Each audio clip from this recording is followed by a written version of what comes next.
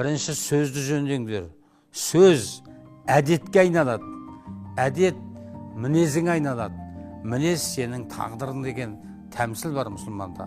Сондықтан да сөзді жүзу керек. Ассалаумағалейкум деген сөз бүкіл қазақ үшін, мұсылман үшін ең құнды сөз. Ассалаумағалейкум, уағалейкумассалам деп сәлемді ала білгеннің өзі үлкен сөз қадірін білгеннің бір белгісі. Сондықтан да айтады, сөз әдетке айналады. Күнде сәлем етіп тұрсаң, әдетке айналып кетеді.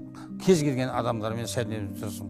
Маған балалар таңғалады. Сіз кілең танысаңыз да, танымасаңыз ассалаумағалейкум амандасыз. Мен әдетім айналып кеткен. Әдет маған ол. Сол әдет сенің мінезіңді жөндейді. Мінез өйткені сәлем берген адам сенің жағдайыңды сұрайды. Сен оның жағдайын сұрайсың. Сөйтіп өзің мінез қалыптасың. Ой, мына менің жағдайымды сұрап тұр. Оған мен дұрыс мінез көрсетейін. Анау мінезімді көрсетпейін деп өзің тәрбиесің. Ал мінез сенің тағдырың. Мінезің жақсы болса, тағдырың жақсы болады. Мінезің шатақ болса, тағдырыңда біраз толқындары, тауқыметтері болады. Сондықтан да осы нәрселерді жастарға үйрету керек. Осы нәрселерді көп айтып жүру керек.